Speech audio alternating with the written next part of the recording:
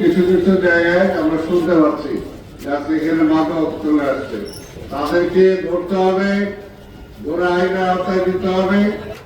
এরা হলো সমাজের সবচেয়ে ক্ষতিকারক মানুষ। এরা মানুষও না, মানুষ রূপে খারাপ কিছু হয় না। কাজে তাদেরকে কোনোভাবেই কনসেশন দেওয়ার কোনো মানে নাই, কোনো কারণ নাই। তবে এই ব্যাপারে শুধু পুলিশের উপর নির্ভর করলে হবে না। এলাকার ব্যবসায়ীরা, যুবকরা সবাই একত্রিত হতে হবে।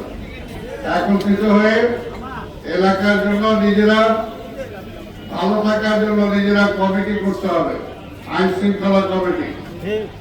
এবং আপনারা যদি আইন শৃঙ্খলা কমিটি করেন, আমার সিটি কর্পোরেশনের পক্ষ থেকে এবং স্থানীয় পুলিশের পক্ষ থেকে সব রকম সহযোগিতা আপনাদেরকে করা হবে। আপনারা সেটা করবেন এবং ব্যবসায়ী ভাইদের সেটা অবশ্যই করা উচিত, সহযোগিতা করা উচিত। বাইরে কেউ এসে এখানে মাদক বেচতেও পারবে না, খাইতেও পারবে না যদি আপনারা সহযোগিতা না করেন। এই ফ্লাইওভারের নিচে খুব ময়লা অপরিষ্কার হয়ে থাকে।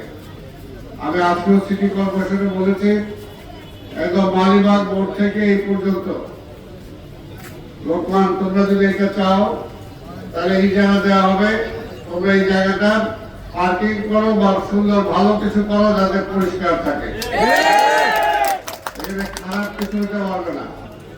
সেটার জন্য সিটি কর্পোরেশনের পক্ষ থেকে আমরা অনুমতি দিয়ে দেবো।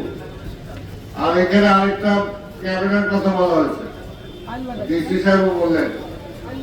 ডিসি সাহেব আপনার উদ্যোগ নেন, আমি আমার পক্ষ থেকেও সিটি কর্পোরেশনের পক্ষ থেকেও যতটুকু সহযোগিতা দরকার, টাকা পয়সা সহ সবকিছু, সব সহযোগিতা আপনাকে করবো ইনশাআল্লাহ।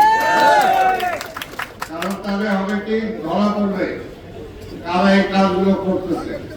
আমি এখানে বড় বড় ব্যবসায়ী যারা আছে, আপনাদের নিজেরাও নিজেদের কারণেও আপনাদের ক্যামেরা লাগানো উচিত, সিসি ক্যামেরা লাগানো উচিত। এইখান থেকে র্যাসের পরিবহন আছে, ওনার সাথে কথা বললাম। আরো এখানে বড় বড় ব্যবসায়ী আছে, কথা বললাম এবং আমি ওনাদের সাথে কথা বলে দেবো। ডিসি সাহেব আপনি উদ্যোগ নেন, টাকা পয়সার কোনো সমস্যা নাই, এখানে যা যা ক্যামেরা লাগে সব লাগানো হবে ইনশাআল্লাহ। সবাই ব্যাপারে সহযোগিতা করবে।